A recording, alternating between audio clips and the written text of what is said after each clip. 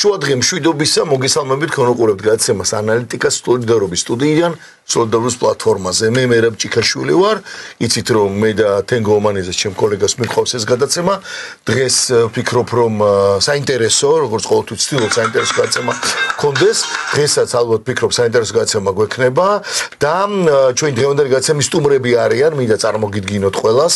ჩვენ დღევანდელი გადაცემის სტუმარი ცოტნე მარღია, ანალიტიკოსი და ფილოსოფოსი და ასევე ირაკლი უბილავა, პოლიტოლოგი და ანალიტიკოსია ჩვენ დღევანდელი გადაცემის სტუმრები და ყოველთვის ყველგან გეტყვი და შეგახსენებთ რომ გამოიწერეთ ჩვენი არხები, როგორც YouTube გვერდზე, ასევე Facebook გვერდზე და რა თქმა უნდა ყველა იმ სოციალურ ქსელს, სადაც კი შეხვდებათ სოლიდარობის სტუდია. მოგესალმებით მეგობრებო, მოგესალმებით, დავიწყოთ გადაცემა. შეგვიძლია დავიწყოთ. მოგესალმებით, მეც ძვირფასო მეგობრებო, ძალიან ცხელი შაბათკვირა იყო და მეთანხმებით, განსაკუთრებით, რა თქმა უნდა, ახალ ფაზაში გადავიდა კონფლიქტი. ახლო აღმოსავლეთში მას შემდეგ რაც შეერთებულმა შტატებმა განახორციელა პირდაპირი დარტყმა ირანის ტერიტორიაზე. ფორდოუს ობიექტზე, რომელიც არის ყველაზე უფრო მიუწვდომელი ობიექტი, როგორც ახასიათებენ ირანის პენტაგონსაც კი უწოდებენ. საერთოდ თვითონ ამ ობიექტის როგორ თქვა, არამხოლოდ მნიშვნელობა, მის წარმოშობაც საინტერესო არის. ავარაუდოთ, როგორც ვარაუდობენ, ესეც არ არის ზუსტად ადგენილი თარიღი, რომ 2005-2006 წლებში დაიწყო ამ ობიექტის მშენებლობა. ოფიციალურად ირანმა ფორდოუს არსებობა დაადასტურა 2009 წელს. რატომ არის მნიშვნელოვანი ეს ობიექტი, ესეც ვთქვათ, 2 სიტყვით. აი, ყველა სხვა ობიექტი, რაც არის ირანში განთავსებული ეს ბირთვული ობიექტები, რო წარმოვიდგინოთ, ეს არის ობიექტები, სადაც გარკვეული კომპონენტები იწარმოება ურანის გამდიდრებისთვის საჭირო, ხოლო ფორდოუ ეს არის ცენტრალური ობიექტი, სადაც აი ყველგან სხვაგან ნაწარმოები კომპონენტები იკრიბება და მთავარი პროცესი მიმდინარეობს სწორედ აქ. აქედან გამომდინარე, ეს არის ყველაზე უფრო კარგად დაცული ობიექტი.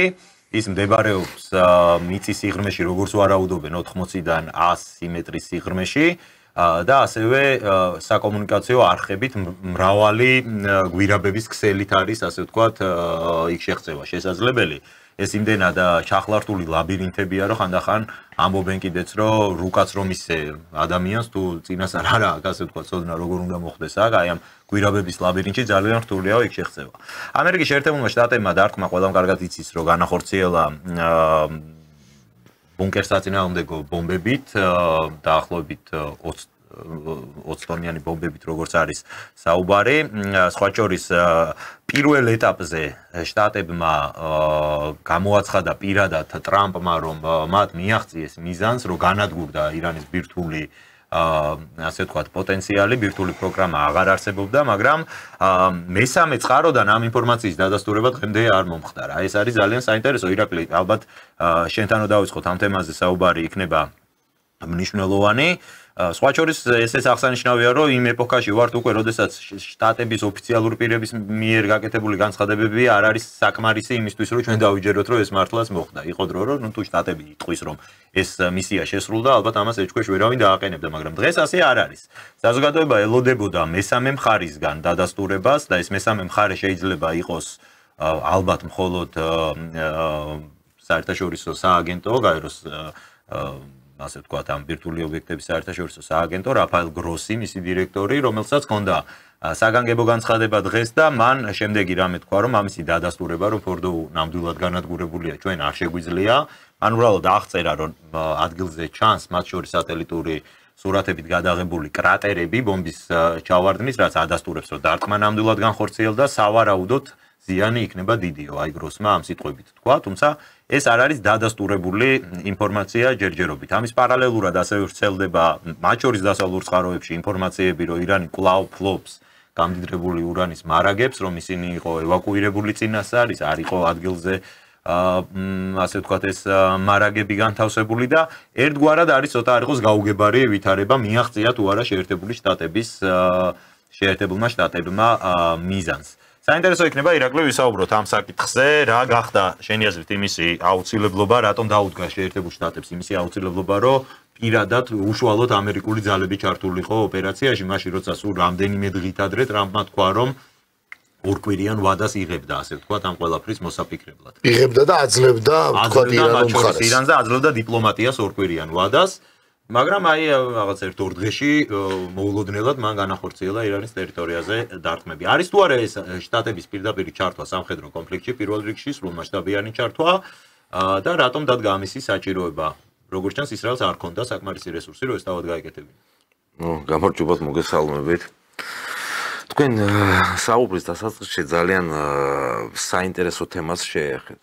იმასთან დაკავშირებით რომ ადრე თუ ამერიკელები იტყოდნენ რაღაცაზე ეს მოხდა და ეს შესრულდა, შესაბამისად მთელი მსოფლიო ყველა პლანეტარული მასშტაბით ყველა ადამიანს აჯერებდნენ ამაში. თუმცა ვიცით რომ პერიოდი იყო დაახლოებით 30 წლიანი ერთპოლუსიანი სამყაროში, სადაც ერთი დიდი სახელმწიფო დომინირებდა. შესაბამისად დღეს ამაზე მიუთითებს თვითონ საერთაშორისო სისტემის სტრუქტურული ცვლილებაც კი და რამ გამოიწვიეს რომ საერთაშორისო სისტემა უკვე ვეღარ არის ერთპოლუსიანი. შესაბამისად არიან სხვა მოთამაშეები, დიდი მოთამაშეები და რომლებისგანაც ღებულობენ დაუშვათ საზოგადოება, კაცობრიობა ღებულობს ალტერნატიულ ინფორმაციას.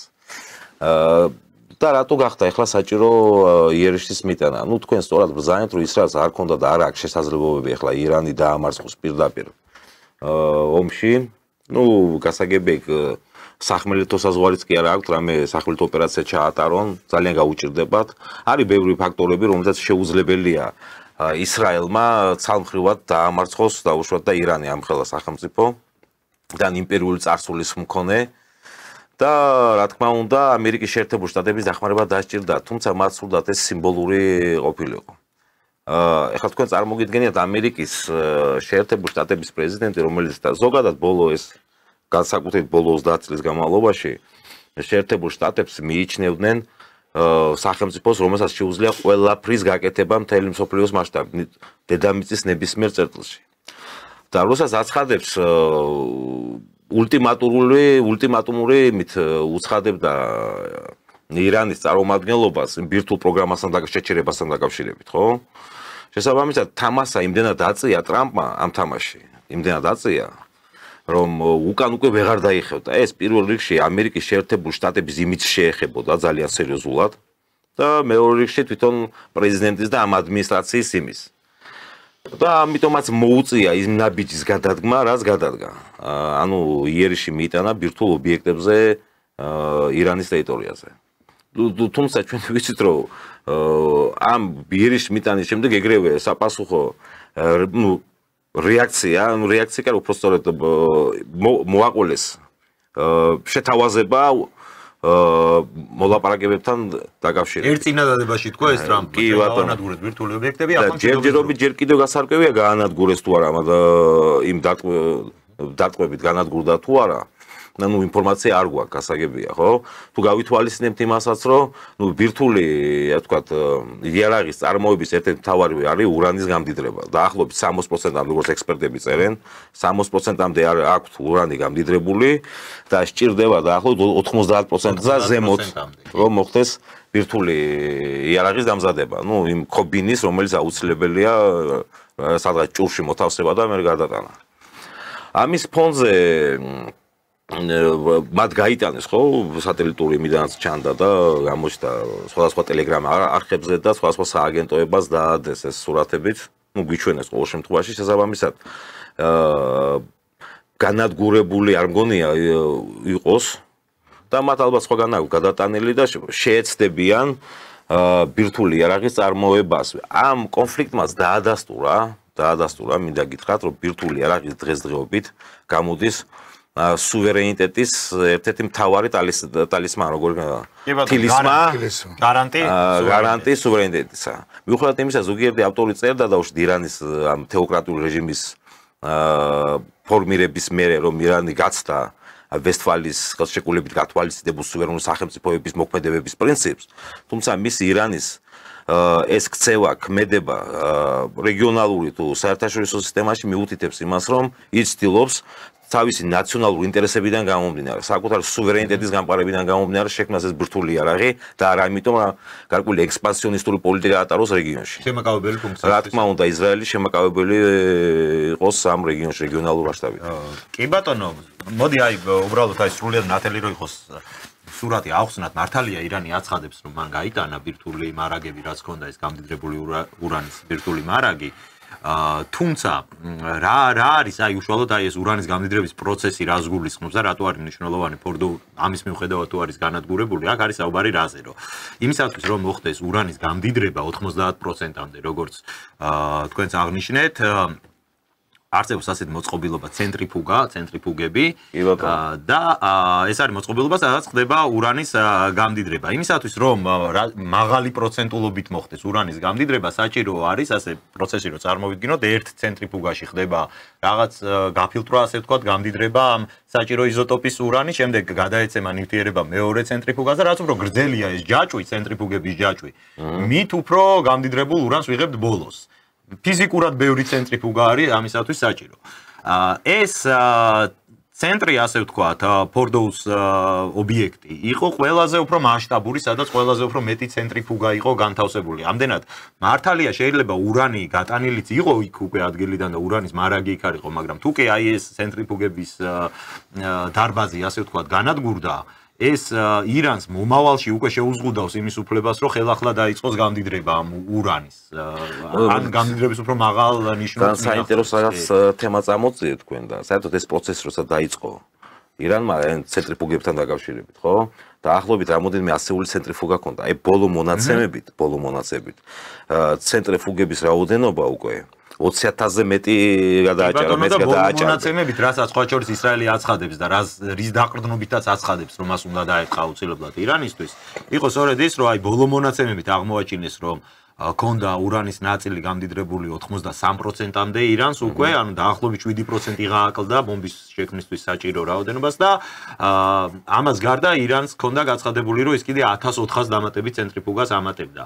ისრაელმა ჩათვალა, რომ აი ამ ახალი მოწყობილობების დამატების შემდეგ უკვე ირანს სრული რესურსი ექნებოდა იმისთვის, რომ 90%-მდე გაემდიდრებინა ურანი და ეს იყო შემდეგ უკვე მისთვის ლეგიტიმური საფუძველი, რომ თუ არ დავარტყი უკვე ის ნამდვილად შექმნის ბომბს. ეს არის ის პოზიცია, რაც არის ისრაელის და შეერთებული შტატების მხარეს, თუმცა მეორე მხარეს ასევე დგას ირანის პოზიცია, დგას ასევე მათ შორის შეერთებული შტატების დაზვერვის პოზიცია, ხო, ტულსი გაბარდის პოზიცია, რომელმაც მარტში გააკეთა განცხადება, რომ ჩვენ არ გვაქვს არანაირი მტკიცებულება, რომ ირანი ბომბს ქმნიდეს. არის საერთაშორისო აი ამ ბირთვული სააგენტოს დირექტორის გროსის განცხადება, რომ მიუხედავად იმისა, რომ ჩვენ თითქმის სრული წვდომა გვაქვს ირანის ბირთვულ პროგრამაზე, თითქმის სრული, არასრული, მაგრამ თითქმის სრული წვდომა, ჩვენ არ გვაქვს არანაირი მტკიცებულება, რომ ისინი ბომბის შექმნას გეგმავდნენ. ასე რომ აი რაღაც ეს დაპირისპირებული პოზიციები არის, მათ შორის თვითონ დასავლურ სამყაროშიც, რომ რეალურად აპირებდა თუ არ აპირებდა ირანი ამ ბირთვული ბომბის შექმნას, მაგრამ ტექნიკური საშუალებები ირანს რომ მოენდომებინა ბომბის გაკეთება მას ნამდვილად გააჩნდა. ესეც არის სრულიად ცხადი. აქ არის თენგო ერთი მომენტი, აი ალბათ ეხლა ჩვენ იმაზე რომ ვილაპარაკოთ და ვისაუბროთ და ბუნებრივია ეხლა საზოგადოების გვისმენს გვიყურებს, მუდმივად იყო ის საუბარი იმაზე და მსოფლიო ამაზე ყოველთვის საუბრობდა, პოტენციურად შეიძლება ქონოდა თუ არა ირანს ბირთვული იარაღი, არ ქონოდა და სხვა შორის ბოლო პერიოდში თვითონ ამერიკელებიც ხშირად ისე ასე თქვა მიწოლით არ აცხადებდნენ თუ არა რომ არა ისრაელის რაღაც სურვილები და დაპირისპირება ირანთან, თორე ამაზე არ იყო საუბარი. მე მინდა ერთი აი ბოლო ჩაკითხვა ირაკლისთან გადავიდე ამ კითხვით და შემდეგ უკვე ცოტნესთანაც იგივე ხო, ცოტნესთანაც უნდა დავსვა იგივე კითხვა, მაგრამ აქ არის ერთი მნიშვნელოვანი მომენტი, აი რასაც ჩვენ დინამიკა, რატო განვითარდა ესე მალე პროცესები ირანთან დაკავშირებით, თითქოს აი ჩვენი headline სხვა შორის გვაქვს headline ასევე მესამე მსოფლიოთან დაკავშირებით. აი ბოლო პერიოდში ისე იყო, კონფლიქტები ისე იყო და მით უმეტეს რუსეთ-უკრაინის ომი, აი თუნდაც ისრაელი-პალესტინის ომი, რომ მართლა ვერ იფიქრებდა რაღაცაით, აი თითქოს აი ეს გადაწყვეტილება უცებ რომ ირანზე განხორციელებულიყო და აი აქედან გამომდინარე მართლა უკვე ჩვენ შეიძლება ითქვას მესამე მსოფლიო ომის ზღვარზე ვართ და ამ სიტუაციაში ვართ განაპირობა დაჩქარებულმა წესმა. მე ტრამპის განცხადებაში სხვათა შორის, აი სადაც ორი დღის უკან, სადაც გამოვიდნენ ტრამპი, მთელი ასე ვთქვათ, იგივე ის მისი შემადგენლობა, ხო? დარწმუნებით ითქვა იმ დღეს, რომ მსოფლიომ და ამერიკის შეერთებულმა შტატებმა ამ შემთხვევაში მიიღო მთელ მსოფლიოს მოქალაქეებს შეუძლია თქვა, რომ აღარ არსებობს. ესეც კი დაჩქარებული იყო, კი ბატონო, ის მას განხორციელდა. თუმცა გავიდა 2 დღე და ის რომ თურმე რომ თან ბოლომდე განადგურებული არის, მართლა იყო თუ არა და ასე შემდეგ, ეხლა სხვანაირად გება ეს ყველაფერი. მე უბრალოდ შენ ამინდა იცი კითხო ირაკლი რა უნდა ჩარა, რატომ მინდა შეკითხო. მოსალოდნელი საერთოდ სხვა რაღაცა იყო. და განსაკუთრებით, როდესაც ისრაელი ერთვება და ეს ხალხი ერთვება კონფლიქტში უკვე ირანთან, დინამიკა ის რომ და ტრამპი რადიკალურად სხვანაირი ხდება და რატო? ვიდრე ჩვენ გადავად რუსეთის საკითხზე, რატომ იჩქარა ესე თუნდაც დარტყმა და განადგურება იმის, რაც საბოლოო ჯამში მაინც არ იყვნენ დარწმუნებულები, რომ ქონდა თუ არა ირანს მართლა ეს და აგერ მოიყვანა მაგალითი თენგომას და ჩვენც უსტა გვისაუბრია. და თან კიცებულები თქვეს, რომ კი დარტყმან და თან ამ თქვეს, რომ 100% განადგურებულია. მორჩა მთელმა მსოფლიომ დაისვენეთ. ამას აყვა ინგლისის პრემიერ-მინისტრი გამოვიდნენ, როგორც ისე, რომ თითქოს მთელი მსოფლიო და ამას წინ მოყვებოდა, გავიხსენოთ ერთი რამ. რუსეთის პრეზიდენტთან კონტაქტი ტრამპისა და პუტინის შორის, სადაც ტრამპი თვითონ ამბობს და პუტინს ეს არ უარყო ყოველ შემთხვევაში, რომ პუტინმა გამოხტქვა მოდერაციასთან დაკავშირებით რაღაცა სურვილი, რომ მოდი მივიღოთ მოდერაცია იქნება და არ მოხდეს ის, რისიც ახლა რო შევხედოთ მთელი მსოფლიო ამბობდა პუტინი ამის გამკეთებელი თუ გააკეთებს, ხო? ემუქრება მთელ მსოფლიოსო.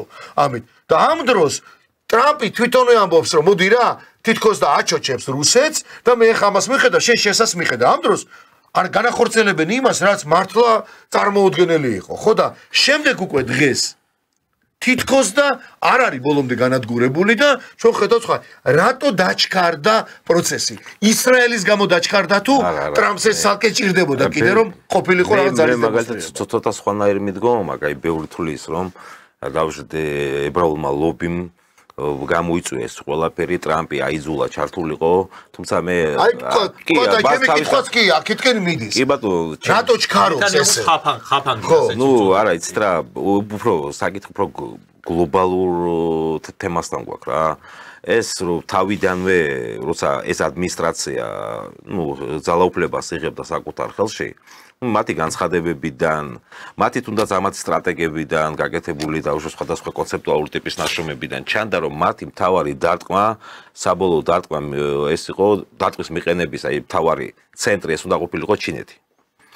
შესაბამისად, ეხლა როგორ თუნდაც ჩვენ გვახსოვს, რომ როგორ აქტიურობით მონაწილეობდნენ ეს ადმინისტრაცია უკრაინაში ომის დასრულებასთან დაკავშირებით, შეჩერებასთან დაკავშირებით, გაყინვასთან დაკავშირებით.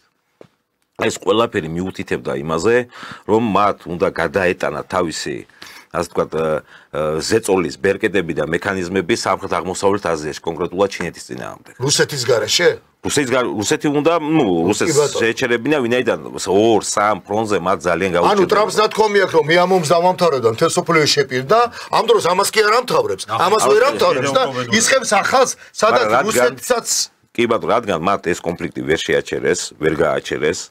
ნუ არც ერთი მხარე, არც იქით ამ მხარე, რომ იმათ ჩვენ ადრეც ჰქონდა საუბარი, რომ ორ ნაწილად არის დაყოფილი დასავლური ელიტა, გლობალისტებად და რეალისტ კონსერვატორებად. ნუ შესაბამისად ვერ მოხერხდა ვერც იქით ამ მხარის დაყოლება, ვერც აქეთ ამ მხარის. თუმცა დრო გადის და შესაბამისად მას სურს, რომ თავის ის დანაპირები თუ რაც არის, ხო, რაც იმ სტრატეგიაშია, რაც მათ აქვს ამ ნეორეალისტებს. და სტრატეგიაშია ამ სტრატეგიის რეალიზაცია.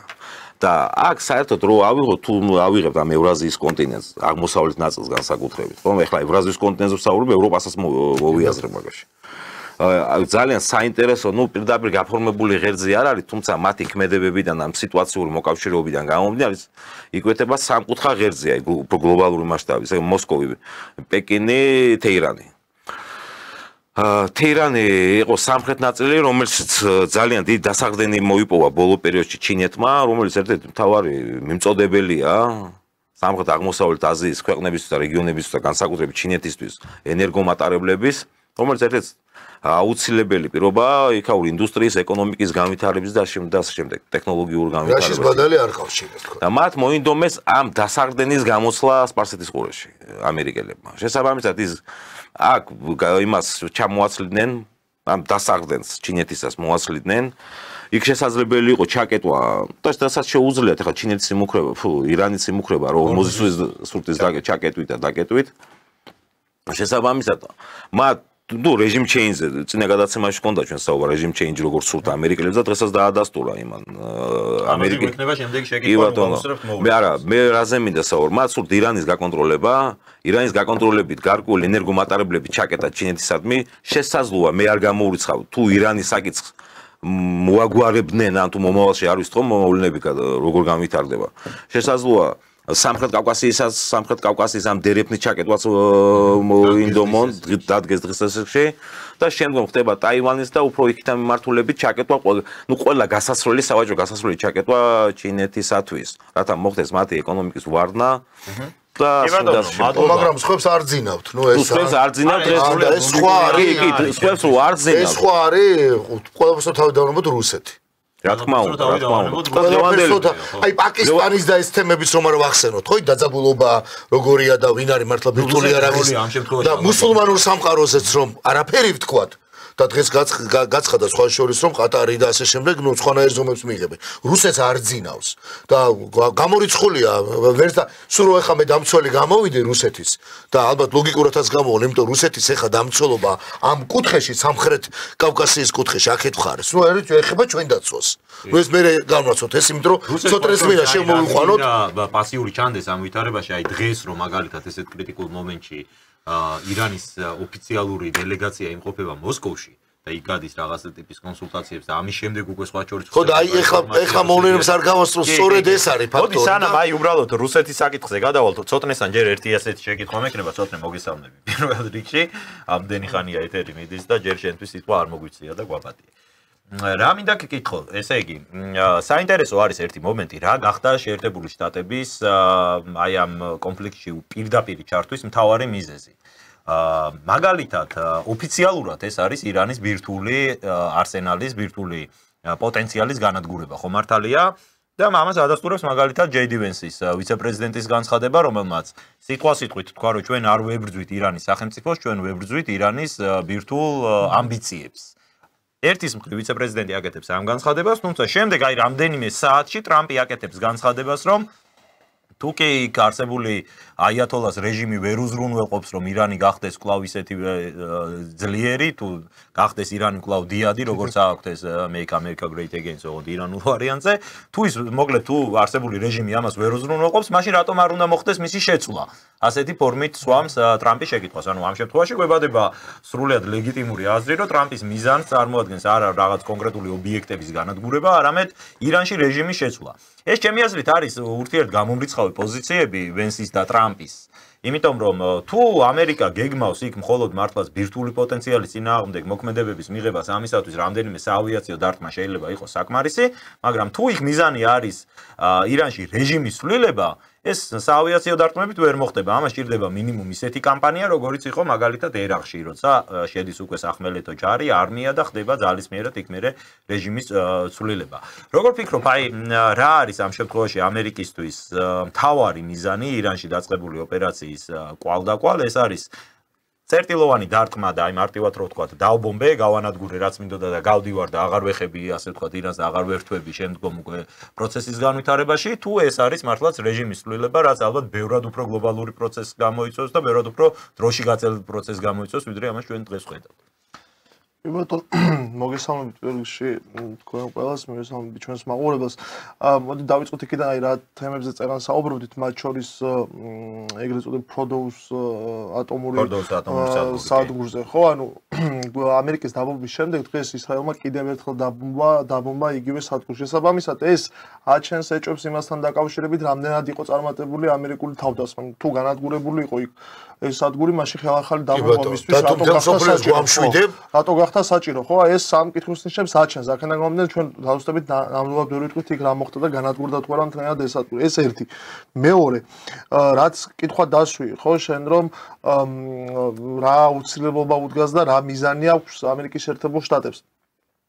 ჯერ ეს ერთი ანუ მე ვებრძვი ირანის ბირთვულ პროგრამას, მაგრამ არ ვებრძვი ირანის სახელმწიფოებრიობას, ეს გამიჯვნა ესე ცალსახად არ დგას ჩემთვის, იმიტომ რომ ირანის ბირთვული პროგრამა ირანისთვის ეს არის ალბათ ხო, ეს არის როგორი მნიშვნელობის პროგრამა, იცი, რომელიც ალბათ ირანის არსებობას რამდენიმე 10 წლეულის განმავლობაში უზრუნველყოფს და გარანტირებულს გახდის.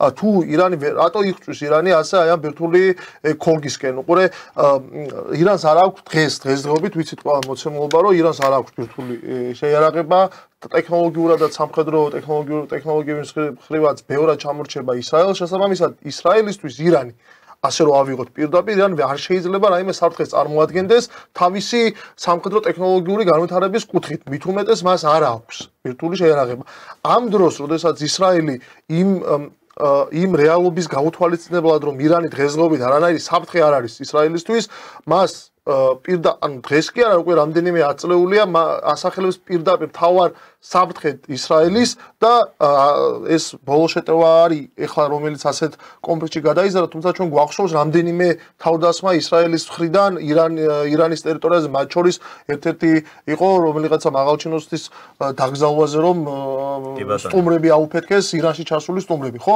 აქედან გამომდინარე ეს პოზიცია ცოტა ისეთია რა ანუ მყიფე პოზიცია და პროპაგანდისტვის არის გამოყენებული სინამდვილეში ზუსტად ირანს კარგად ესმის რომ თუ ის უარსიტყვის დღეს ან რაღაცნაირად სხვა ქოლგაში არ აღმოჩნდება თავისი უსაფრთხოების ქოლგაში არ აღმოჩნდება მისი არსებობის საკითხი რამდენიმე აწლეულის შემდეგ შეიძლება მართლა დადგეს იმიტომ რომ თუ ის უარსიტყვის ბირთვულ ქოლგაზე თუ ის უარსიტყვის იმაზე რომ ხვალდაზე ისრაელი ან ამერიკის შეერთებული შტატებს როცა მოუნდება ისევ არ დაესხმებიან თავს ირანს თუ ამის უზრუნველყოფა ვერ შეძლო მაშინ ირანის საკითხი მართლა მისი არსებობის საკითხი პოზიციას თუ ირანი უარს იტყვის ბირთვულ ქოლგაზე შენ ეს თქვი აი აქ არის საინტერესო ირანმა შეიძლება უარი თქვას მაგალითად იმაზე რომ ის არ შექმნის ბირთვული იარაღს ეს გასაგებია მაგრამ ნიშნავს ეს ავტომატურად ბირთვულ ქოლგაზე უარის თქმას იმიტომ რომ სხვა შორის მედვედევმა გააკეთა განცხადება თავდასხმის შემდეგ ირანზე შეერთებული შტატების თავდასხმის შემდეგ რომ არსებობენ ქვეყნები რომლებიც მზად არიან ირანს მიაწოდონ ბირთვული იარაღი მე გაგახსენებ ძალიან ადრე როდესაც უკრაინა-რუსეთის კონფლიქტი დაიწყო პუტინის განცხადება იყო იმასთან დაკავშირებით რომ თუ დასავლელი ეგრეთ წოდებული ჩვენი პარტნიორები აწვდიან იარაღს უკრაინას მაშინ რუსეთმაც უნდა იფიქროს მიაწოდოს მაღალი ტექნოლოგიის იარაღი საკუთარ მოკავშირეებს და მაშინ ძალიან კარგად გაიგეს ამერიკელებმა და ბრიტანელებმა და დასავლურმა სამყარომ ვიზე იყო აქ საუბარი და რაზე იყო მინიშნება. სხვათა შორის ირანულ საზოგადოებაში მე რასაც შევხედა ამ კონფლიქტის დაწყების შემდეგ განსაკუთრებით არის საუბარი ზუსტად აი ამ ბირთვული ქოლგის ანუ ალტერნატივების შესახებ თუ საიდან შეიძლება მიიღოს ირანმა ბირთვული ქოლგა, ისეთი ბირთვული ქოლგა, რომელიც ირანის უსაფრთხოებას გარანტირებულს გახდის. უბრალოდ აქ ერთი საკითხია, რაც ირანულ საზოგადოებას არ უნდა და იმიტომ რომ შენ როდესაც ნებისმიერი საზოგადოება, ნებისმიერი ქვეყანა, სადაც სხვა ქვეყნის სამხედრო ხელისუფლებას ის ახდენს გავლენას. კი, ანუ შენი სუვერენობა იზღუდება. შესაბამისად, ირანელები ალბათ ფიქრობდნენ, რომ რაღაცა სხვა გამოსავალი შეიძლება მოეძებნათ და აქედან გამომდინარე ფეხს იცრებდნენ ამ საკითხში. თუმცა დღეს ისინი ისეთი რეალობის წინაშე დგანან, რომ ალბათ შეიძლება სხვა გამოსავალი არც აქვთ.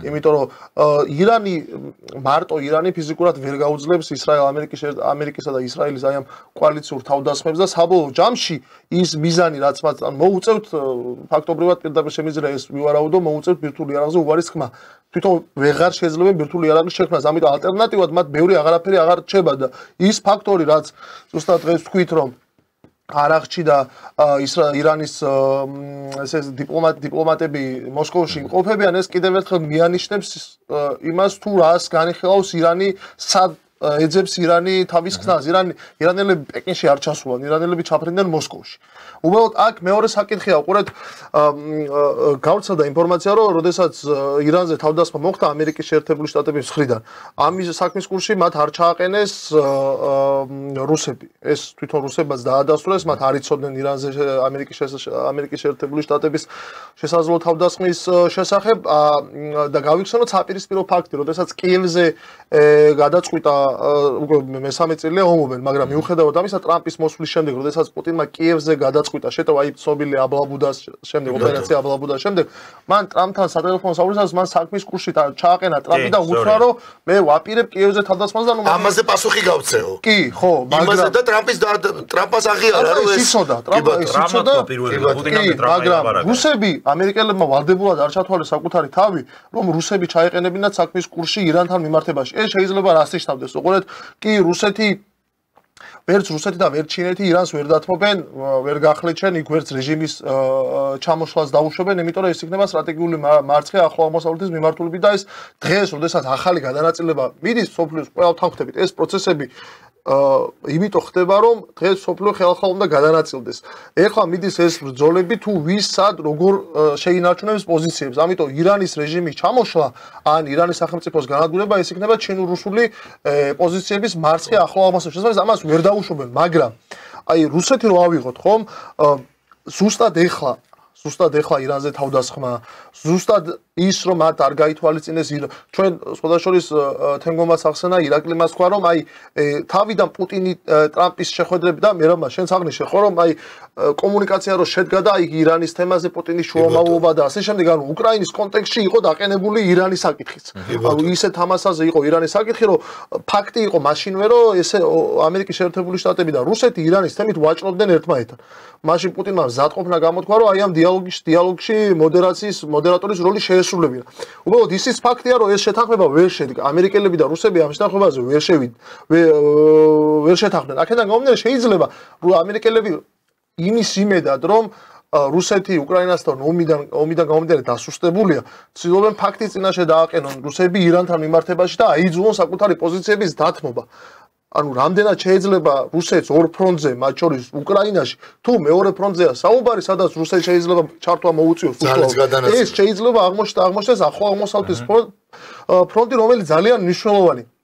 რუსეთისთვის განსაკუთრებით მნიშვნელოვანი, ნუ კიდევ უფრო მეტად მნიშვნელოვანია ირანისთვის და ჩინეთისთვის, რა თქმა უნდა, იმ რაც თქვა ირაკლიმ, რომ ჩინეთის ეს გავს ესე იგი ცენტრის შეტევის ცენტრის რუსეთიდან ჩინეთისკენ გადატანას, თუმცა აღმოჩნდა, რომ ეს არის წითელი ხაზები რუსეთისთვისაც, იმიტომ რომ რუსეთის პუტინის დღევანდელი განცხადებები, რაც მან არაღჩისთან შეხვედრის დროს გააკეთა, რაზეც ვიტყვით ალბათ, რომ თქვა, რომ ეს არის ჩვენ გვახსოვს არ მართლდება მსგავსი თავდასხმა ამერიკის მხრიდან ამ თავდასხმის გამართლება შეუძლებელია და სხვათა შორის ეხლა სანამ თქვენ საუბრობდით ნახე რომ მან თქვა რომ ჩვენ უნდა ვიყოთ ყველაფრის მზად და რუსეთი იწყებს არეშნიკის მასობრივ წარმოებას ანუ ეს რაღაცა დასვენების გაკეთების საშუალებას გვაძლევს ის რომ დღეს აი ამ დროს როდესაც მოლაპარაკებებზე იყო საუბარი ამერიკელებთან რომ უკრაინის კონფლიქტი უნდა გაჩერებულიყო რაც თქვენ სამე ტრამპი მოდის იმ მოცემულობით რომ მას ომები არ უნდა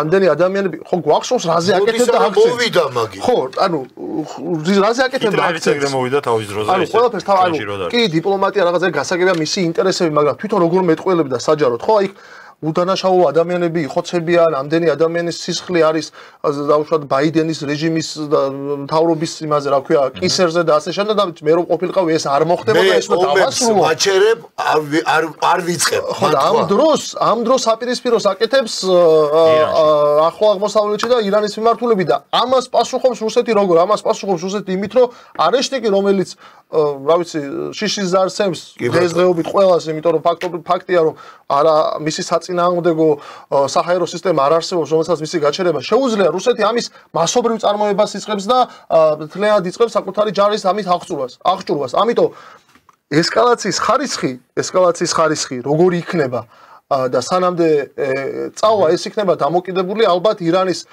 პოზიცია ანუ ირანის შემდეგ ნაბიჯებზე რაზეც უკვე არაერთსა უკვე დაიწერა რომ სირიაში მოხდა ამერიკული ბაზის დაბომბვა ირანის მხრიდან რომ ჯერჯერობით ეს არ დასტურდება თუმცა ეს თუ მოხდა რომ გავყვეთ მაგ ლოგიკას თქვათ რომ დასტურდეს ძალიან საინტერესოა მაგრამ ჩვენ ვიდეო უნდა გავუშვათ ვიდეო ნახოთ რომ რუსეთის საკითხზე უკვე კიდე განცხადება სანამ გავუშვათ ვიდეოს ერთი კიდე რაღაცა დავაზუსტოთ რომ აი განცხადება რაც ცოტნე მე ხა თქვა რომ არეშნიკის მასიურ წარმოებას იწყებს აი ძალიან გულზე მომხვდა იმ ამბავში რომ რამდენიმე დღის წინ რო გააკეთა პეტერბურგში პუტინმა სხვა შორის განცხადება და ჩვენმა ლიბერალურმა არხებმა ეგ დააპიარეს რომ აი რა სადისტია პუტინი მან თქვა ასეთი რამ რომ სადაც რუსეთის ჯარისკაცის ფეხი დაიდგმება ის ჩვენია ესეთი განცხადება გააკეთა ჩემი აზრით ეს ყველაფერი არის ერთმანეთთან კავშირში პუტინი არ არის რაღაც გუშინ მოსული პოლიტიკოსი რომ განცხადებების შინაარსი არ ესმოდეს ან რას გამოიწვევს მისი განცხადება ამისი აღქმა არ ქონდეს ჩემი აზრით ეგ იყო ზუსტად პირობის დადება, საჯარო პირობის დადება, რომ თუ კი ხდება მსოფლიოს ახალი გადანაწილება, აი ჩემი პირობა და ჩემი წითელი ხაზი არის ეგეთი, რომ სადაც ჩემი ჯარისკაცი შევა, ეს ტერიტორია ჩემია.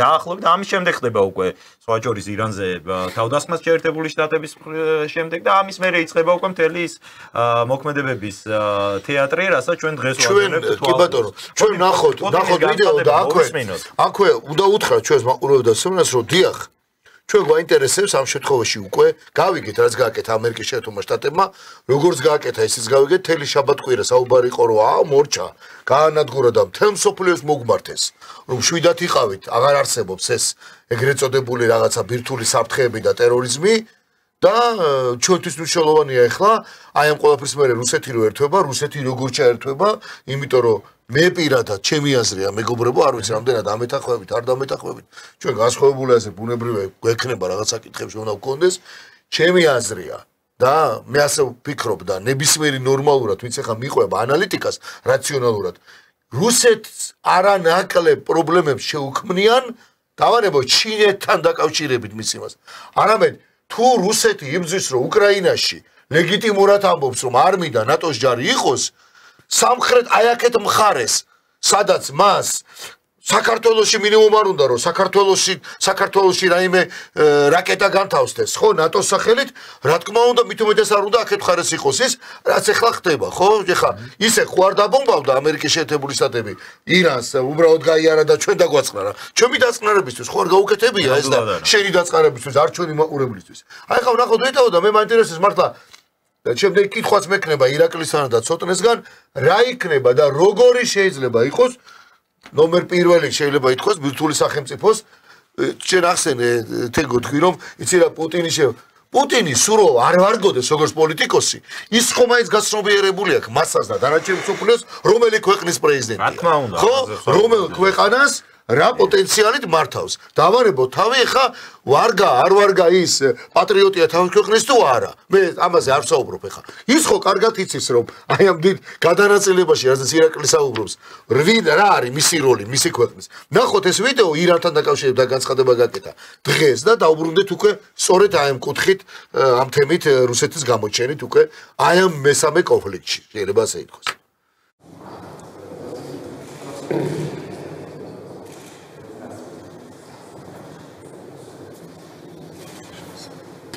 Уважаемый господин министр, очень рад вас видеть. Добрый день, добро пожаловать.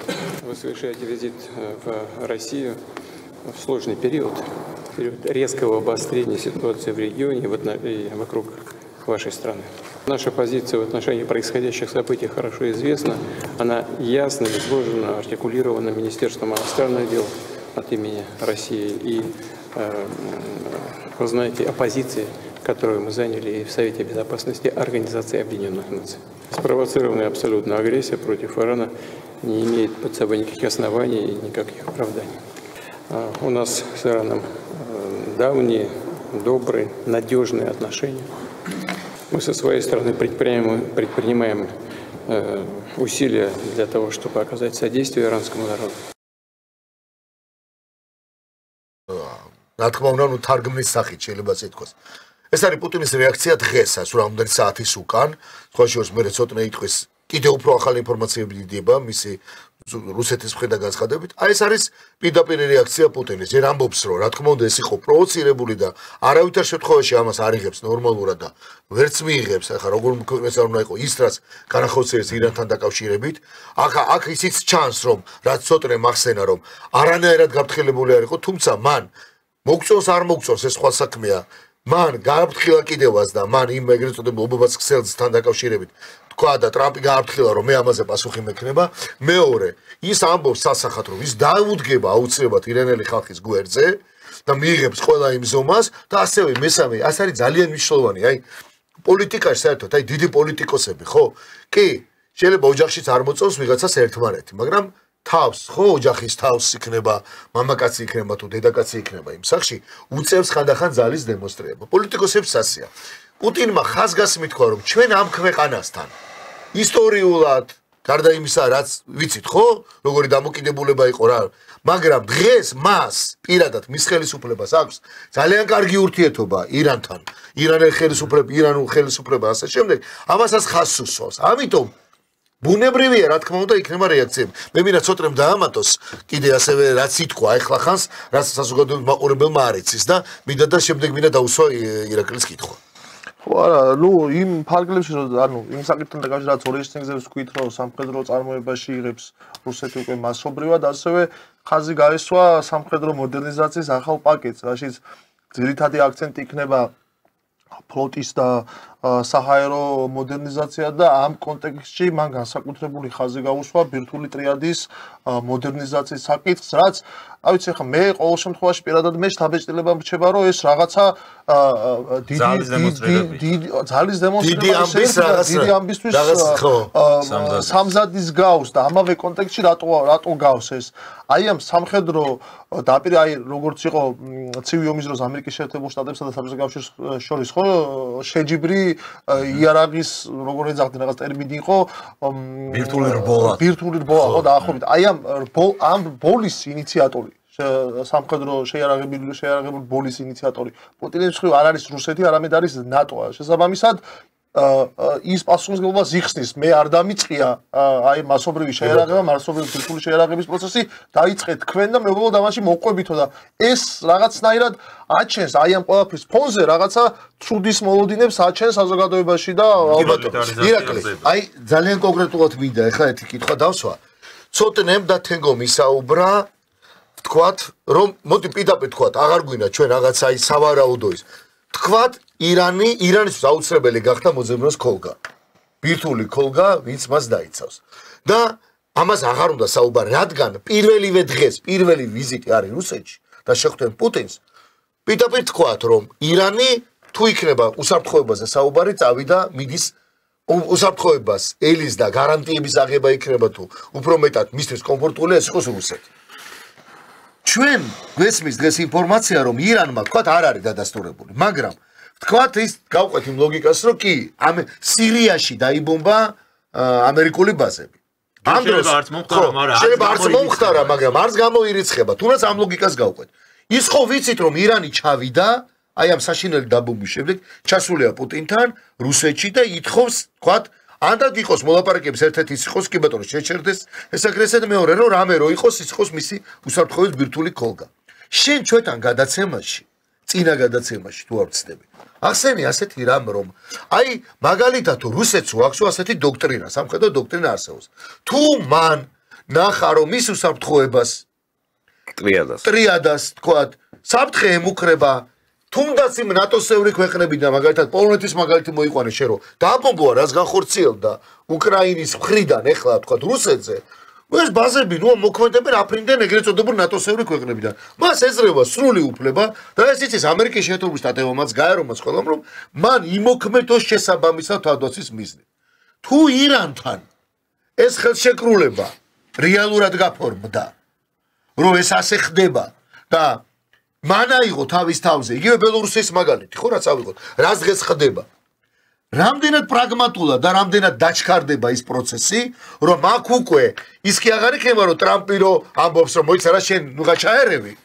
მოდი ახლა ამას მე პუტინმა ითხოვა მოდერაცია ამ საკითხთან დაკავშირებით ხო და ტრამპას აღიარა ეს და თქვა რომ არა მოდერაცია შესაც მიხედე ამას მე მივხედავ და დღეს უკვე ტრამპი ელოდება ჩაუბად უყურებს როგორ აქ ჩასული რამდენად ეძლევა უკვე და ეხსნება ხელფეხი რომ რეალურად ეს ძალის დემონსტრირება უსაფრთხოების ქოლგა ირანსა და რუსეთს შორის განხორციელდეს და რამდენად იქნება ეს ქმედითი მე მაინტერესებს ქმედითი რამდენად იქნება იმიტომ რომ აი ამ ზონაში ძალიან ახლოს ვართ ჩვენ კი რა თქმა უნდა და გამოდის თუ არა და ავტომატურად ალბათ გამოდის რომ ჩვენ მშვიდობა გვინდა ეხა ახეთ მხარეს და ბუნებრივია ეს თუ მოხდება მე მომხრე ვარ რომ ეს თქვა მოხდეს იმიტომ რომ მეც დასული ვიქნები ბირთვული ომიდან და ის რაც ჩვენ ჰედლაინზე გვიწერია მესამე მსოფლიო ომი პირდაპირ აქედან არ დაიწყოს ჩვენთან 300 კილომეტრში იქ კაი საუბრობდით რომ 4000 კილომეტრში იწყებოდა მაგრამ ეხლა აგერ იწყება ძმაო მესამე მსოფლიო ომი 300 კილომეტრში დაიწყო ჩვენგან მე ამაზე ვფიქრობ და ვზრუნავ ამიტომ მინდა აი ეს კონკრეტული კითხვა ამიტომ აქვს კი ბატონო შევეცდები გიპასუხოთ ცოტნე ძალიან საინტერესო ინფორმაცია მოგვაწოდა სირიის ტერიტორიას დაიბომბა, ხო?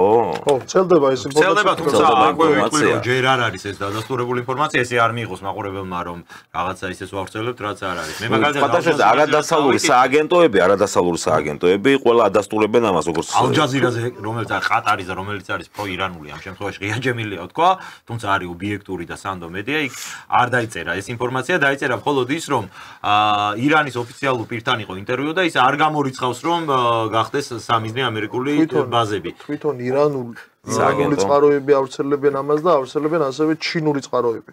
თუმცა რაც დადასტურებით შეგვიძლია ვთქვათ, ეხა ამ წუთებში რაც ხდება კიდევ ერთხელ ბოდიში უცებ საგეჭრებით, დიდი ბრიტანეთი საკუთარ მოქალაქეებს ყატარში, რა ქვია, სირიაში და ანუ ახლო-აღმოსავლეთში მოგზაურობისკენ თავის შეკავებას აი უყურე, დაგვავისდა ცოტა იმალობა. ეს დაგვავისდა გეთქვა. ამას მანამდე იყო ამერიკის შეერთებული შტატებმა გააკეთა განცხადება. მაშინ ეს რატო ხდება? ჩვენ მივყვეთ ვარაუდს. მაგრამ ის ხო ვიცით რომ ირანში ჩასულია, ირანი თელი შემადგენლობით ფაქტობრივად ჩასულია რუსეთში და ამ ლოგიკას გავუყვეთ რა, ითხოვენ რას მარტივად. ამ ლოგიკას მივყვებ, მე იმიტომ გადამოწმება და კონკრეტება ფაქტის დამჭირდა და ჩემი აზრით ეს დასავლური მეც დიდი ალბათობით მჯერა რომ მოხდა იერში განხორციელდა და დასავლური პრესა და ამერიკული პირველ რიგში იმიტომ არიან გაჩუმებულები, ისინი ფიქრობენ რა დაუპირისპირო როგორ მოიქცნენ და რატომ. ნებისმიერ ტერიტორიაზე დაუშვათ ამერიკის შეერთებული შტატების ეს სამხედრო ბაზა იქნება, საელჩო იქნება, საკონსულო იქნება, ეს ტერიტორია ითვლება უშუალოდ შეერთებული შტატების ტერიტორიად. თუ იერში მიტანილი იქნა სამხედრო ბაზაზე, ყატარში იქნება რომელიმე სხვა სპარსლისყურის სახელმწიფოში, ეს უნდა ჩაითვალოს როგორც თავდასხმა ნატოს წევრ სახელმწიფოზე და შესაბამისად მეხუთე მუხლის ამოქმედება უნდა მოხდეს. მით უმეტეს რომ ეს მოხდა 2001 წლის ტერორისტული აქტის შემდეგ. ხო, მაგრამ თვინსები ამერიკის ტერიტორიაზე მდებარეობდა, ამას არ ექნება განსხვავება. არა, მე განსხვავება საერთაშორისო სამართლის ნამდვილად ასეა, საელჩო ამ შემთხვევაში. ის ბაზა არის ამერიკის შეერთებული შტატების ტერიტორია, დასრულებულია. ამერიკის შეერთებული შტატების ტერიტორია. კი ბატონო. თუ მაგაზე იერში მიიტანა, შესაბამისად ეს ნიშნავს რომ შეერთებული შტატებს იქნა იერში მიტანილი. შეერთებული შტატები არის ნატოს წევრი და უნდა ამოქმედდეს მეხუთე მუხლი, ასე ვთქვათ, ხო? შესაბამისად თუ მოხდა და მე დიდი ალბათობით ვარაუდობ რომ ეს მოხდა ეს ფაქტი დაბომბეს და შესაბამისად ისინი ფიქრობენ რა დაუპირისპირონ როგორ მოიქცნენ. ვინაიდან როგორც იქიდანაც ჩანს დღეს ვიზიტი იმისი რა ქვია არახჩის ვიზიტი და მთელი დიპ კორპუსის ვიზიტი მოსკოვში ჩანს რომ რაღაც სერიოზულ მოლაპარაკებებს რაღაც წინასწარში მოლაპარაკებებს ხომ მიმდინარეობდა ის ხო არ წავიდა რა ეს კაცი რაზე უნდა ესაუბროთ. აქედან გამომდინარე გარკვეული მხარდაჭერის იმპულსები წამოვიდა მოსკოვიდან. ჩინეთიდან ჩანს ისედაც რომ მოდის. შესაბამისად იკვრება ძალიან სერიოზული ღერძი მოსკოვი, პეკინი, თეირანის მიმართულებით. ორივე მხარე არის ძალიან მილიტარიზებული ან ბირთვული შეიარაღების თვალსაზრისით, განსაკუთრებით რუსეთი. პირველ ადგილზეა ბირთვული ქობინების რაოდენობით ეს სახელმწიფო. თუ მოხდა და ირანმა თუ გაუწია ეს წინააღმდეგობა, შესაძლოა ისინი ფიქრობენ დასავლეთშიც რომ ამან შეიძლება გამოიწვიოს ბირთვულ ომამდე შეიძლება მივიდეთ და რა უნდა ქნან, როგორ უნდა გამოვიდნენ სიტუაცია. თქვენ წარმოგიდგენიათ სახელმწიფო, რომელსაც უნიპოლარიზმის ეპოქა გაიარა ბოლო 30 წელი, რომელიც დედამიწის პლანეტის ნებისმიერ წერტილში თავის რეჟიმს ამყარებდა, რასაც უნდა იმას აკეთებდა და ერთი არაბირთვული სახელმწიფო ბომბავს ნატოს თავარ სახელმწიფოს და ისინი რეაქციას ვერ ახდენენ ვერაფერს. შესაბამისად ხდება ერთი ან ნატო როგორც სამხედრო პოლიტიკური ბლოკი კვდება ან შეერთებული შტატების ჰეგემონობა სრულდება უნიპოლარიზმი ისედაც დასრულებულია სხვა ფაქტორებიდან გამომდინარე თუმცა ფორმდება ეს ყველაფერი ზმენთ აი ამაშია მთელი პრობლემა იმათთვის წავლენ კი ისინი ბირთვულ იმაზე მე არ მგონია რომ წავიდნენ ხო მაგრამ შეიძლება ის არ იყოს ბირთვული დაუშვათ თუ ირანზე მიიტანა იერში დაიწყო სახმელეთო ოპერაცია დაუშვათ თუ ირანზე და თუ ესკალაცია მოხდა და ორივე მხრიდან წავიდეს დიალექტიკა დაპირისპირების და შესაბამისად მიიყვანა ბოლომდე ან ისრაელის მხრიდან ან რომელიმე სხვა ნატოს წევრი სახელმწიფოდან, ისრაელი არ არის ახლა შემთხვევაში ნატოს წევრი, მაგრამ თუმცა მის მოკავშირე სახელმწიფოებიდან ბირთვული დარტყა თუ განხორციელდა, რატომაც არა რუსეთმა იგივე ხელფეხი გაიხსნას და ლეგიტიმური უფლება იმისა რომ მანაც გამოიყენოს უკრაინაში ან ევროპული ქვეყნის იმ სახელმწიფოს წინააღმდეგ ბირთვული იარაღი რატო არ თან გამოიწვია? მithumetes აგერ 2 წუთის უკან გაცხადება გააკეთა რომ არეშნიგს რომელ არეშნიგზეს კი ბატონო. არეშნიგს ამზადებს ეხა ეს ხო ის განცხადება არ არის აი როგორ აქვს რაღაცა ეს რაღაც პაიქრობა ხო რაღაცა ის ხო არ არის არა ჩვენ საუბრობთ სერიოზული ქვეყნების ნომერ პირველი ატომური თუ ბირთვული ხო და ეხა მოდი ეხა ქვეტექსტები ეხა რომ ჩვენ ქვეტექსტებს კი არ ვეძებთ ჩვენ ვეძებთ პირდაპირ მე მაინტერესებს პირდაპირ ას ნიშნავს რომ პუტინმა დღეს უკვე აი ამ შეხვედრის მერე აგერ განცხადება გააკეთა რომ არეშნიკი გახსოვთ და არეშნიკი ყველას კარგად ახსოვს ეხა ვიწყებ არეშნიკების მომზადებას ანუ ის რო კაცი თავის თავს იცავს ჩვენ ამეთო შეიძლება გამომხდაროთ მოდი შევეცადოთ ამას უპასუხოთ რა არის პირველ რიგში ეს რა იარაღი არის ამაზე ვთქვა ორი სიტყვა და რატომ არის ამდენად მნიშვნელოვანი და განსაკუთრებული და რა განახორციელა მარეშნიკმა სულ ეხლა ეს არის შეიარაღების ფორმა ზებგერითი ჰიპერბგერითი რაკეტა როგორც ამას ეძახენ ოღონდ განსხვავებით სხვა ჩვეულებრივი ჰიპერბგერითი რაკეტებისგან რომლებიც დაახლოებით 5-6 მახის სიჩქარით მახი ეს არის ბგერის სიჩქარის რომელსაც ხო 5-6 მახის სიჩქარე ნიშნავს რომ 5-ჯერ 6-ჯერ უფრო სწრაფად აფრინავს ჩვეულებრივი ზებგერითი რაკეტებია რომელიც აქვს მაგალითად ასევე ირანსაც აქვს შეიარაღებაში ჩინეთს აქვს ასევე და რუსეთს სხვა შორის ნატოს ერთ სახელმწიფოებს ეს არ აქვს და ამერიკაში ვარაუდობენ რომ აი 2025 წლის ბოლოს უკვე დაიწყებენ პირველი სარაკეტო კომპლექსი შესაძლოა განათავსონ ჰიპერბგერითი რაკეტების ამაში ლიდერი არის რუსეთი. რაც შეეხება კონკრეტულად აი ამ იარაღს, არეშნიგზე რაზეც მის საუბარი აქ არის ლაპარაკი რომ ეს არის 10 მახის სიჩქარით მოძრავი, ანუ 10 ჯერ სწრაფად მოძრაობს. რომელსაც შეუძლია გადაიტანოს რა? შეუძლია ბირთვული კობინის გადატანაც, მაგრამ ეს არ არის ამ შემთხვევაში მთავარი პრობლემა სარაკეტო სისტემებისთვის. პირველ რიგში ანტისარაკეტო სისტემებისთვის პრობლემა არის თავად სიჩქარე, რა სიჩქარითაც ეს გადაადგილდება და მეორე რაც მთავარია რომ სხვა ყველა ბალისტიკური რაკეტები, აი როგორ მუშაობს მაგალითად ისრაელის საჰაერო თავდაცვა. ბალისტიკური რაკეტა, ჩვეულებრივი ბალისტიკური რაკეტა, როდესაც ის მიფრინავს პროგნოზირებადი ტრაექტორიით. ანუ თუ იცი მისი მოძრაობის სიჩქარე და დაახრის კუთხე შეგიძლია გამოთვალო რა ტრაექტორიით გადის და მე რომელიღაცა წერტილში დაახვედრებ შენ რაკეტას. ეს არის ანტისარაკეტო. ხო, სიზუსტე 100%-იანი არ არის, მაგრამ ნუ რამდენიმე წერტილში უშვებენ და რომელიმე მოხდეს. ზებგერითი რაკეტები და კონკრეტულად აი არეშნიკი არის იარაღის ის სახეობა რომელიც არ მოძრაობს პროგნოზირებადი ტრაექტორიით. მას აქვს უნარი რომ ზიგზაგზე შეიცვალოს ასე ვთქვათ მოძრაობა თან ესხება ბგერის სიჩქარეზე 10 ჯერ სწრაფად და პრაქტიკულად არ არსებობს დღეს ანტისარაკეტო სისტემა მათ შორის ეს არ გააჩნია არც ამერიკის შეერთებული შტატებს აღიარებული აქვს ეს ხო რომელიც შეძლებდა ამ რაკეტის შეჩერებას ნუ აი 100-დან ალბათ ორ შემთხვევაში შეიძლება ეს მოხერხდეს დაახლოებით ასეთი სტატისტიკა არის გათვლილი მისი მასობრივი წარმოება რას ნიშნავს? მოდი ახლა ამაზე ვთქვათ ორიოდ სიტყვა. ასეთი ტიპის რაკეტები არის გათვლილი არა ფრონტალური ბრძოლისთვის, რომ ფრონტზე კი არ გამოიყენო, ტანკს კი არ ესვრი ამ რაკეტას. ამით შენ შეგიძლია გაანადგურო რომ მოწინააღმდეგის სტრატეგიული ობიექტები ეს არის განსაზღვრელი ამ რბოლაში, ამ ჰიპერბგერითი რაკეტების წარმოების ბრძოლაში, რომ ვისაც უფრო მეტი ჰიპერბგერითი რაკეტა ექნება განთავსებული თავის არსენალში დამონტაჟებული სარაკეტო სისტემებში, მას აქვს მეტი შესაძლებლობა, რომ მოწინააღმდეგის სტრატეგიულ ობიექტებს დაარტყას. იმ ობიექტებს, რომლებიც არის დაცული ანტისარაკეტო სისტემებით. აი მაგალითად, რა ვიცი, შეერთებული პენტაგონი პირობითად რო არის დაცული ანტისარაკეტო სისტემით. რაც უფრო მეტი ჰიპერბგერითი რაკეტა გააქვს შენ შეიარაღებაში, მით უფრო მეტი შანსი გაქვს, რომ ბევრ პენტაგონისნაირ ობიექტს დაარტყა. შესაბამისად რუსეთის მხრიდან ამისი გაცხადება რომ ის ზრდის ამ შეიარაღებას პოტენციურად ეს არის შეერთებული შტატებისთვის და ნატოს წევრი სახელმწიფოებისთვის იმისი სიგნალი რომ რუსეთს პოტენციურად ექნება ბევრად მეტი შესაძლებლობა რომ უფრო მეტი სტრატეგიული ობიექტი გაანადგუროს ისე რომ ამას არ კონდეს საბაზრო თენგო დიდი მადლობა უთხრა ჩვენ გამომწერებს ძალიან ბევრი ადამიანი გვიყურებს ჩვენ პირდაპირ ეთერში როგორც YouTube-ზე ასევე Facebook გვერდზე და ასევე გამოიწერეთ აი თქვენ ხედავთ ჩვენს გვერდს ასევე ჩვენს ბურთულას რომელზეც შეგიძლიათ მოგძებნოთ სოლიდარობა მშვიდობისთვის ჩვენ გვერდზე დიდი მადლობა ყველას ასევე ძალიან ბევრი კომენტარია. მე ერთ რამეს ვიტყვი. აი, ხაშოვს, მოდი ერთი რამე თქვა, ანუ იცი რა არის, ობიექტორები სამართლიანები ვიყოთ და რა ვიცი, ვცდილობთ რომ ვიყოთ ჩვენ.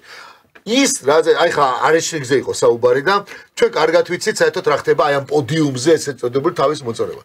რუსეთს არასდროს არ უარყვია და არც უარყოფს რომ რითიც ახლა დაბომბა ეგრეთ წოდებული ნევეძიმკებით. ამერიკის შეერთებულ შტატებში ეს მართლა სერიოზული თვითმფრინავები ყავს, ბომბდამშენები, გამანადგურები ყავს და ამაზე სხვათა შორის რუსეთი არ ამბობს და თავს არდებს რომ აუ გინათო, მაგრამ რაც შეეხება არეშნიგს და მეორე უპირატესობას, ნუ ახლა ეს ამერიკელებმა კარგად იციან და მსოფლიოს იმ ქვეყნების ლიდერებმა კარგად იციან, ვინც საერთოდ ზოგადად პაექრობას უწევს ამასთან დაკავშირებით. ამიტომ არ ჭირდება იმ კაცს, რადგან ამბობს რომ უნდა წარმოება, იწყებს წარმოების გაუმჯობესება, ესე იგი, უფრო მეტი უნდა აწარმოოს და რუსეთს რო ეს შეუძლია თუნდაც ამ ომის პირობებში, რაც 3 წელი მას აქვს და 96% სამხედრო ინდუსტრიაში წინ მიდის, აი ეს ლიბერალების სისულელე რომ მთელი 3 წელი რომ მაცივერებიდან იღებენ რაღაცებს და თქვენ სულელებო თქვენ ამაზე ახლა საუბარი რომ პირიქით ამას ამერიკას აღიარებს და ტრამპი ამბობდა რომ ვებრძოდითო კაცო რომ განადგურებულიყო, ბაიდენის ისო და ამ დროს 96%-ით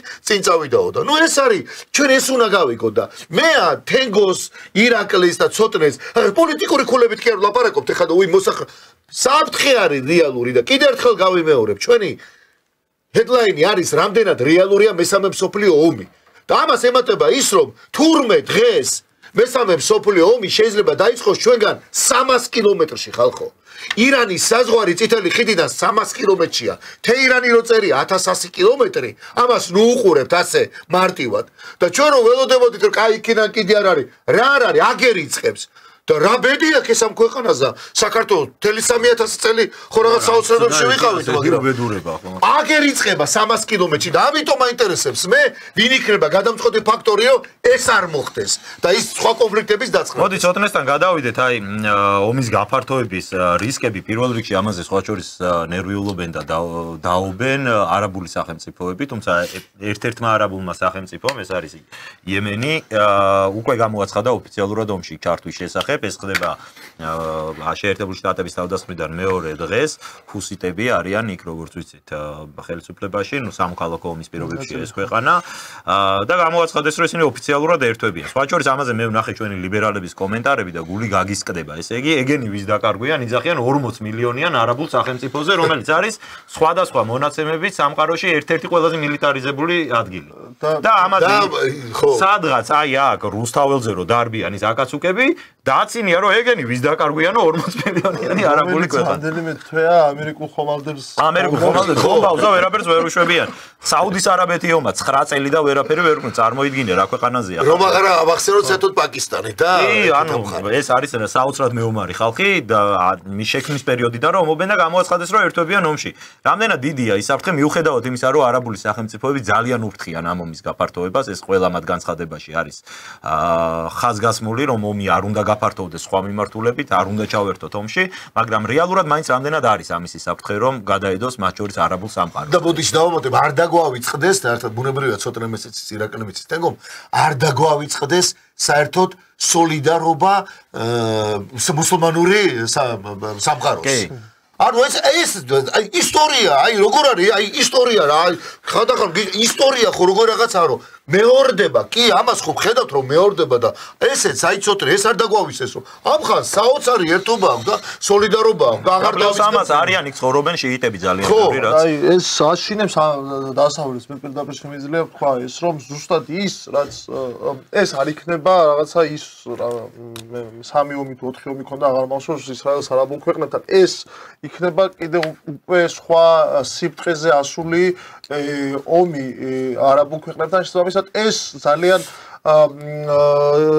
უჩენს კითხვებს აი ეხლა ხან გავცელდა ისევ ტრამპის და თეთრი სახლის ადმინისტრაციის განცხადება რომელიც ამბობს რომ ეხლა ხან ცოტნე გულისხმობს რომ ეხლა ამ წადაცემის და საზოგადოების პირდაპირ ცოცხალი აი რეჟიმში გაწევით ინფორმაცია ტრამპმა ნახაო სადაზორო ინფორმაციებიო ირანი იყო რამდენი ორ კვირაში ბირთვული ერახს ქმნიდაო და ამიტომ მივიღეთო ეს გადაწყვეტილება თუმცაო ესო ჩვენო მზად ვართო 10 უკვე დიპლომატიური გადაჭრისთვის აი ამ საკითხის ჩვენ მზად ვართ ირანთან დავხსნე და დიპლომატიურად ანუ აი ამ დარტყმის შემდეგ და თუ ეს არ მოხდებაო ას ამბობს ტრამპი თუ ეს არ მოხდებაო და ირანი გადაწყვეტსო პასუხს ამერიკის ამ იმაზეო რა არის გამოსავალი თურმე როგორ ხედავს ტრამპი მაშინ ირანელ ხალხს შეგვიძლია ჩამოაგდოს საკუთარი რეჟიმი ანუ რეჟიმ ჩეინჯ აიათოლა არ დაეღაპარაკა ტრამპს მაშინ ეს არის ლეგიტიმური საფუძველი რეჟიმ ჩეინჯაზე ჩვენ არ გვისაუბრია ძალიან საინტერესო ინაგურად ჩვენ ვისაუბროთ ძალიან საინტერესო თემა შემოვიტანე ხა იმიტომ რომ გავწდა რიაბკოვის განცხადება რომელიც ამბობს რომ მიუხედავად იმისა რომ თითქოს ურთიერთობების ნორმალიზება ხდება რუსეთ-ამერიკას შორის ის საკითხები რომლებიც უნდა გადაჭრილიყო კი არ იჭრება არამედ მრავლდება ესე იგი ეს უკვე ცალსახა პასუხია განხეთქილება არის ეს რუსებისგან, რომ ბრალდება რას ნიშნავს, რა არის, რა რითი შეიძლება გამრავლებული იყოს. ეს არის უკვე ირანის საკითხი, სადაც რუსები და ამერიკელები აშკარად განსხვავებულ პოზიციებზე არიან და რუსები ამას უკვე ღიად აფიქსირებენ. ეს ის რიაბკოვია არ დაგვავისდეს, რომელსაც ცნობილი განცხადებები აქვს და კი, ზუსტად. ჩანაწერებზე აღარ ვსაუბრობთ, რომელიც რა ვიცი. ზუსტად, აქედან გამომდინარე, ის რა კითხვას თენგო შენ დასვი, ხო, ანუ ახლა აღმოსავლეთის რეგიონი ზოგადად ეგეთ რეგიონია, რომ აი ყველაზე რთული რეგიონია, იქიდან გამომდინარე, რომ ძალიან ბევრი ქვეყნის სპეცსამსახურებისა და ძალიან ბევრი ქვეყნის ინტერესები არის თავმოყრილი აქ და ეს არის ძირითადად ისეთი ქვეყნები, რომლებიც ერთმანეთთან მოდიან დაპირისპირებაში. ბრიტანული, ამერიკული, ებრაული, რუსული, ჩინური, ინდური და ასე შემდეგ, ხო? აი თუნდაც ამის ერთი პარტარა, აი ომის ესკალაცია რა შეიძლება გამოიწვიოს ომის ესკალაციამ, ხო? ჩვენ გვახსოვს სანამ ირან-ისრაელის კონფლიქტი დაიწყებოდა, რაკეტების გაცვლა მოხდა ირანსა და პაკისტანს შორის, სადაც ასევე ბირთვული ომის საფრთხე ინდოეთსა და პაკისტანს შორის, ბოდიში, ინდოეთსა და პაკისტანს შორის, სადაც ასევე ბირთვული ომის საფრთხის წინაშე ვიყავით, თუმცა იქ ნუ მერე ჩაერთვან მათ შორის ამერიკის ერთებული შტატების და რუსეთის და ჩინეთის ნუ ყველა თავშეკავებისკენ მოუწოდა აი ამ ქვეყნებს და ნუ გაჩერდა ეს კონფლიქტი არ გადაიზარდა სრულმასშტაბიან ომში, ხო? ამის შემდეგ იწყება ისრაელ-ირანის დაპირისპირება და პირველივე დღეს დაპირისპირებისა პაკისტანი, რომელიც არის ბირთვული სახელმწიფო ამერიკის შეერთებული შტატების მეშვეობით, ეს ანუ ცალსახად შეგვიძლია ვთქვათ, იმიტომ რომ ამერიკული რეჟიმის არსებობის პირობებში მიეცა მას ეს ბირთვული შეიარაღება, ხო? ანუ ჯერ ეს ცალკე საკითხია, რომ თურმე პაკისტანს აქვს უფლება, რომ ბირთვული იარაღი ქონდეს და ირანს არა, ანუ ბევრად დიდი ცივილიზაციის მქონე ქვეყანა, 300 წლოვანი იმპერიული. ნუ პაკისტანს ესჭირდებოდა ინდოეთის შესაძლებლობა. ნუ მესმის, მაგრამ იგივენაირად ჭირდება ირანს ისრაელის შესაძლებლობა. სხვა არაფერში არ ჭირდება ირანს ეს ყველაფერი. ხო, უბრალოდ ეს ორმაგი სტანდარტი, როგორც ნუ ეს ამერიკის. ხო, მაშინ რატო უკლავ მეცნიერებს, რატო უფეთქებ მეცნიერებს? როგორც ამერიკელებს ახასიათებს ეს არაფერი გასაკვირი არა, უბრალოდ ფაქტად მოიყვანა. უბრალოდ ისე თქვა მინდა, პირველივე დღეს ომის დაწყებისას პაკისტანმა პირდაპირ განაცხადა, რომ ის სულად უჭერს ხარს ირანის უფლებას თავი დაიცვას, ის ხარს ანუ ის თუ იქნება თუ ეს გადაიზრდება სრულმასშტაბიან ომში და ჩაერთვება სხვა ქვეყნების, ის მისი ლეგიტიმური სამიზნე გახდება ყველა ქვეყანა, ვინც მიიტანს ირანზე იერის და მათ შორის თუ დღის წესრიგში დადგება ბირთვული იარაღის გამოყენების აუცილებლობა, მან პირდაპირ მიმართა ირანს პაკისტანის ხელმძღვანელობა. ვიგულეთ გვერდით. ვიგულეთ გვერდით კი არა, მოგვეცით კოორდინატები, სადაც გინდათ რომ ეს ბირთვული რაკეტები ჩამოვარდეს და ჩვენ ამას გავისვრით, ხო? ანუ ეს ზუსტად იმ კონტექსტში ზის, რაც მე რამე თქვა, რომ ეს არის რაღაცა ამ დროს, როდესაც დგას, აი როგორც აი პუტინმა რას თქვა და რაც ატომღაც გაუგებარი აღმოჩნდა მთელი მსოფლიოსთვის, რომ თუ თქვენ გინდათ მსოფლიო, სადაც არ იქნება რუსეთი, მაშინ არ იქნება ესეთი მსოფლიო, ხო? ზუსტად იგივეა, თუ მათ უნდათ ახლა აღმოსავლეთ, სადაც არ იქნება შიიტური ირანი და პაკისტანი და მსგავსი ქვეყნები, რომლებიც პრინციპში პირდაპირ შეიძლება ითქვას, რომ საკუთარ ქვეყანას იცავენ დღეს, ხო? მაშინ ისინი მიიღებენ იქ ძალიან დიდ ომს, ისეთ ომს მიიღებენ, რომელიც ალბათ რა ვიცი, ცოტა ისეთია, მაგრამ თუ დადგება ირანული სახელმწიფოს გაქრობის საფრთხის წინაშე, მაშინ გაქრება ებრაული სახელმწიფოს გაქრობის. ანუ ეს არის ეგზისტენციური დაპირისპირება. ეს არ არის რაღაცის, რომ უბრალოდ მოდი პროგრამა გაუნადგუროთ ერთმანეთს. ჯერჯერობით მე ესე უყურებ, ჯერჯერობით ეს არის კი, რა თქმა უნდა, ირანის მხრიდან ეგზისტენციალური არსებობის საკითხი წყდება ირანული სახელმწიფოსი, უბრალოდ თუ ესე გაგრძელდა ეს პროცესი და ამ პროცესის დეესკალაცია არ მოხდა, მაშინ ავტომატურად დადგება ებრაული სახელმწიფოს არსებობის საკითხი ახლო აღმოსავლეთში. ეს სხვა შორის თავად ებრაული სახელმწიფოს ასე ვთქვათ განცხადება არის და მათი როგორ თქვა, საგარეო პოლიტიკის ერთ-ერთი მთავარი მიმართულება ხო სწორედ ეს არის, რომ ჩვენთვის პირველი წაგებული ომი იქნება ბოლო წაგებული ომი, იმიტომ რომ წაგების შემთხვევაში ისრაელი განადგურდება. ეს ამას ისინი შეგუებულები არიან გარკვეულწილად, ამიტომაც შეგუებულები არიან და მუდმივად რადას რთავენ. მაგიტომაც დებენ რა პროპაგანდაა მუდმივად. თვითონ პროვოცირებენ. აგერ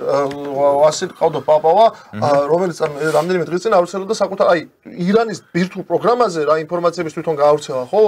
ვასომ თვითონ 1970-იან წლებში თვითონ ებრაული აი ერთოდენ მოსადი და ებრაული სადაზრო სამსახურები იყვნენ ჩართული შაჰის ირანისთვის ბირთვული პროგრამის შექმნის. შაჰის ირანი არ იყო მათთვის პრობლემა.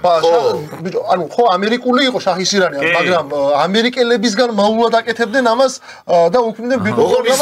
ისრაელი იღებდა ამაში. ებრაელები აკეთებდნენ ამას.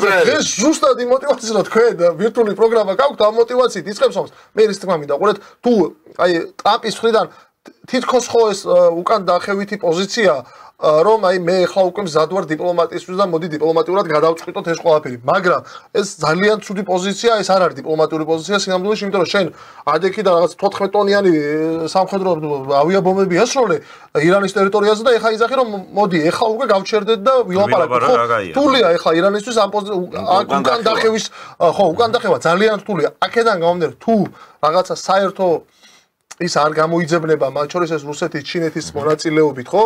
ისრაელსა და ირანს შორის და უკან დახევა არ შედგება ორივე მხრიდან, მათ შორის არა მხოლოდ ირანული მხრიდან, არამედ ებრაული მხრიდან და ჩემი აზრით ეს უკან დახევა უკვე თქვი რაც უნდა იყოს სხვა ქვეყნის ბირთვული ხოლგა ირანში და ირანისთვის უსაფრთხოების გარანტიების მიცემა, აი ეს იქნება ებრაელების და ამერიკელების მხრიდან უკან დახევა და ირანის მხრიდან უკან დახევა იქნება ის რომ ის საკუთარ ბირთვული იარაღზე უარს ეთქვის, ხო? თუ ეს არ მოხდება, ჩვენ შეგვიძლია ვარაუდოთ რაც აი მე რასაც ამბობს და რისიც გვეშინია რომ ჩვენ აი მეზობლა ჩვენს ჩვენი რეგიონი შეიძლება გახდეს ეპიცენტრი, სადაც დაიწყება მესამე სოფლიო ომი. და გადავრჩით რამდენს. ერთი რამ მინდა თქვა, კი, ცოტა დრო გრჩება, მაგრამ რაღაცა უნდა მოვიფიქროთ მე ჩვენ რომ ესეთი გადაცემების დროს იქნება რაღაცა დრო დავამატოთ ხოლმე, რომ ამას მე ჩვენ თვითონ მივხედავთ, მაგრამ რატომი და აი ბევრჯერ ვახსენე ჩინელების ფაქტორი. აი რატომ ევასებიან ახლა რაღაც ისე ცოტა ჟარგონით ვიტყვი, მაგრამ შეგვიძლია რა ცეთ გადაცემაა ჩვენ უძდელობებს არ ვუყოთ, მაგრამ აი დააკვირდი რა რომ ჩინელები საერთოდ ზოგადად ფრთხილი პოლიტიკა და ამავე დროს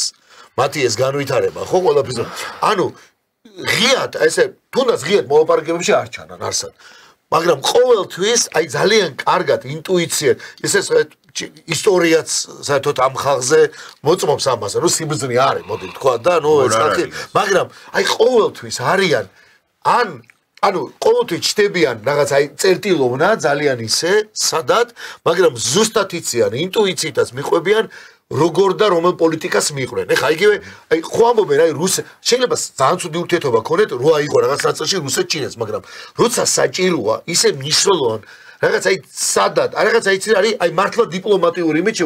თან თითქოს პრეტენზიულებიც არ არიან და ამ საკითხში ამბიციურები არ არიან, ხო?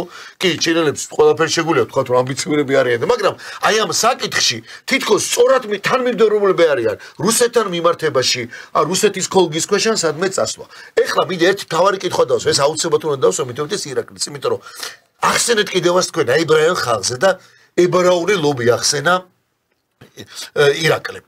ეხლა ჩვენ მე კითხვა მაქვს ასეთ ირაკლი ებრაული ლობი თუ ეს ყველაფერი რა ჩვენ მოვასწარეთ ანალიზი ნუ მოკლედ და თქვა აი ამერიკის თქვა აი დიდი რაღაცის ნაწილია ებრაული ლობი რა გადამწყვეტ ფუნქციას მიიღებს მაშინ ბოლოს რომ კარგი ტრამპმა ყველაფერს ხაზი გადაუსვა და წავიდა და ეს გააკეთა მათ გამო მოდი ესე ვთქვა და პირდაპირ დაბომბა და გააკეთა მაგრამ ჩვენ ეხა არ ველოდებით, თქვენ როგორ ფიქრობთ, მეგობრებო, ირაკლი შენ მინდა გითხრა.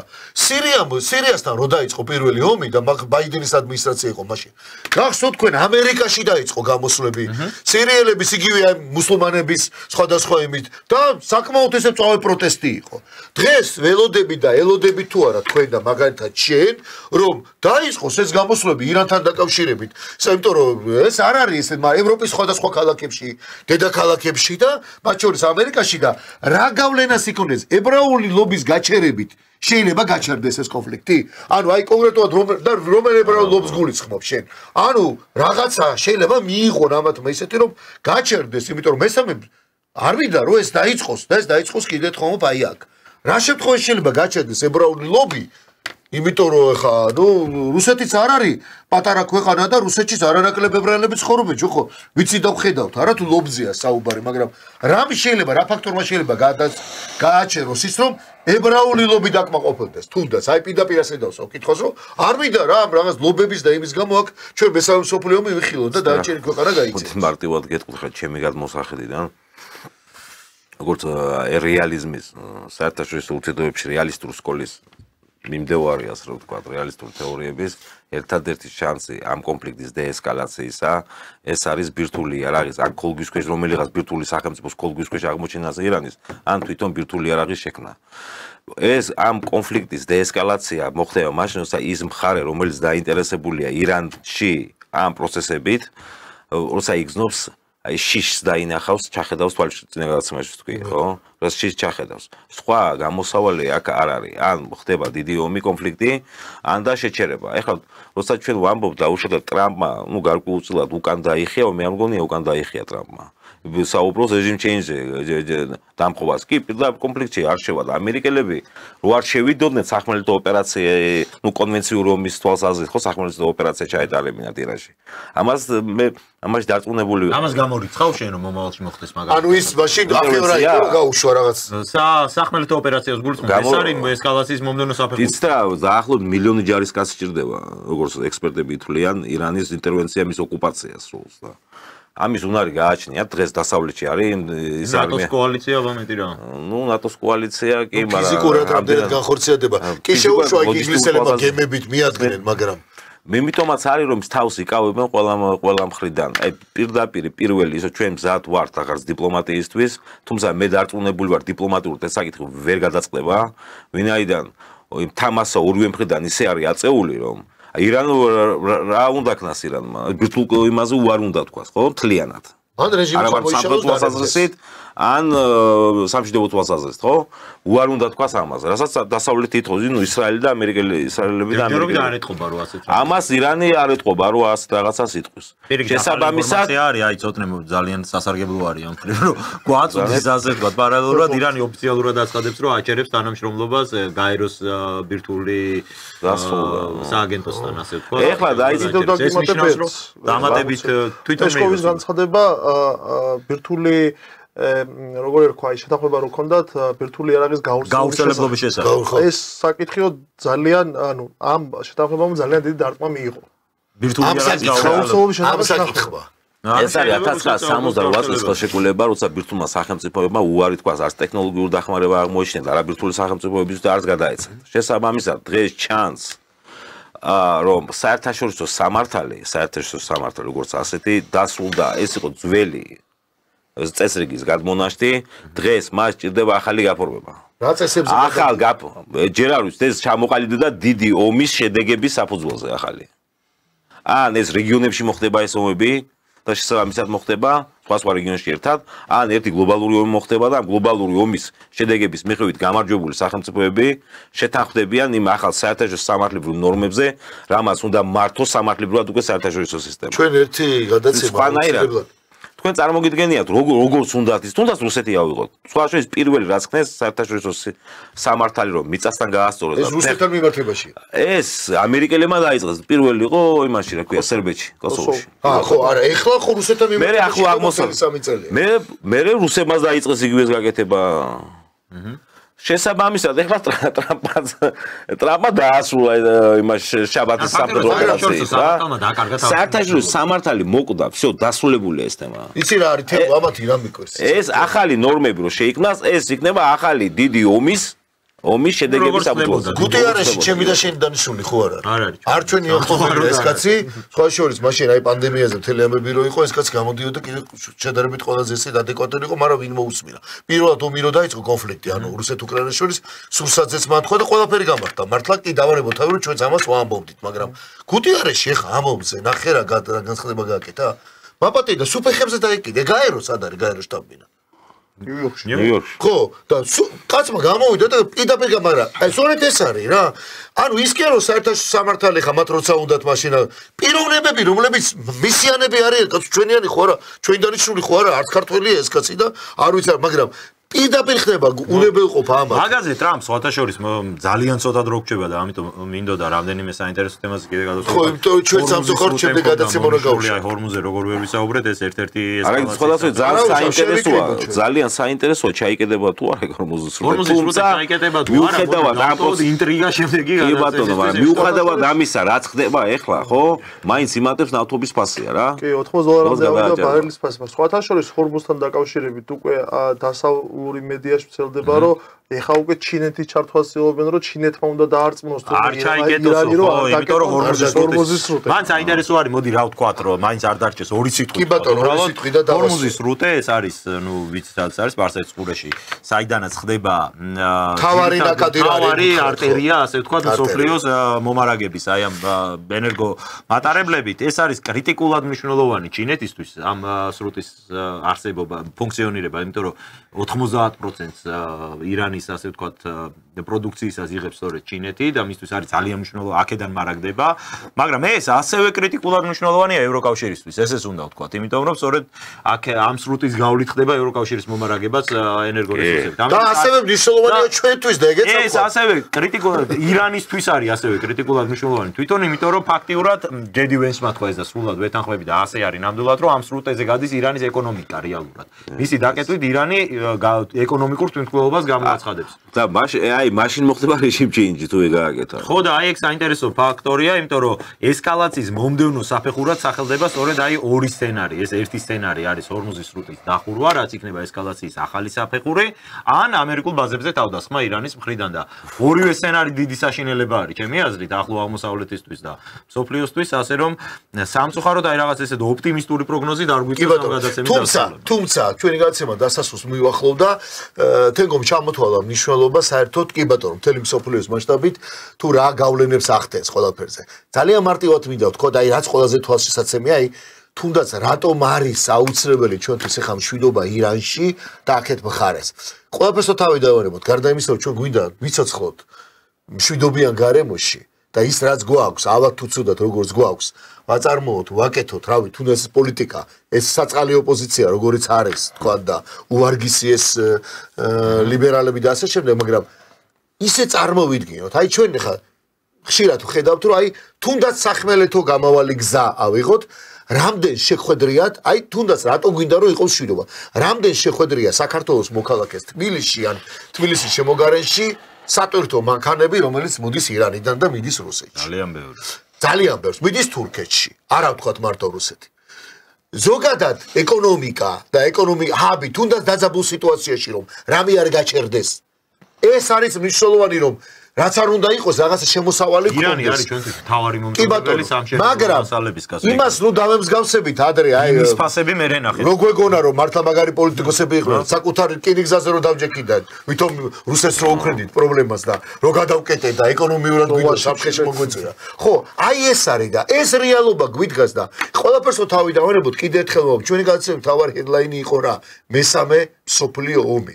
ჩვენ მთელი ეს წლები, ეს პერიოდი ვერიდები და გვინდა რომ არ მოხდეს ეს მესამე მსოფლიო ომი საერთოდ და მით უმეტეს სადღაც 3000-4000 კილომეტრში რო გვეგონო რომ საფრთხე იქ იყო, იქიდან დაიწყებოდა ან რუსეთ-უკრაინის კონფლიქტიდან, ან ითქვათ რაღაცა მთელი ისტორიის მანძილზე. ჩვენ სამწუხაროდ დღეს აღმოჩნდით რეალობაში რომ 300 კილომეტრში შეიძლება იყოს ეპიცენტრი მესამე მსოფლიო ომის და წარმოიდგინეთ ეხლა ჩვენ ესე შიშველი ხელებით ყველას ვაგინებთ, მთელ მეზობლებს ვაგინებთ ირგვლივ ჩვენ ხო ესეთი ბაბლი ყავს არა ამ ეგრეთ წოდებული ოპოზიციის და ანუ ჩვენი ლიბერალები ყველას ვაგინებთ არავინ არ მარტო ამერიკის შეერთებული შტატები უნდათ და ევროკავშირში მივდივართ მიუნხენში მივდივართ ჩვენ პირდაპირ ესე იგი ჩავდივართ და მანამდე რა გზა უნდა გავიაროთ და სად ვართ რამდენი ზღვა უნდა გადავცუროთ რამდენი მთა უნდა გადავიაროთ და რა ხალხს უნდა შევხვდეთ რომ გაგვატარონ და ვისაუბროთ ამის ხმა არ გვინდა და ის არ მოდის თავისით აქ ეს ევროპა და ეს ნატო და რავი რამდენი წელი ველოდებით. ამიტომ მნიშვნელოვანია რაციონალურად, პრაგმატულად ვიფიქროთ. იმიტომაც იყვნენ ჩვენ დღევანდელი გადაცემის სტუმრები ესენი და ჩვენ შევესწრებით რომ ყოველთვის ვიყოთ თანმიმდევრობები. დიდი მადლობა თენგო ომანიძე, ირაკლი უბილავა, ცოტნე მარღია, გემშვიდობებით, კარგად გრძნობოდეთ, ნახვამდის. დარჩით, ხოლმე შორის დაიწყება ნუკრი შოშიაშვილის ძალიან საინტერესო გადაცემა. მადლობა და ნახვამდის. დანკე, ნახვამდის.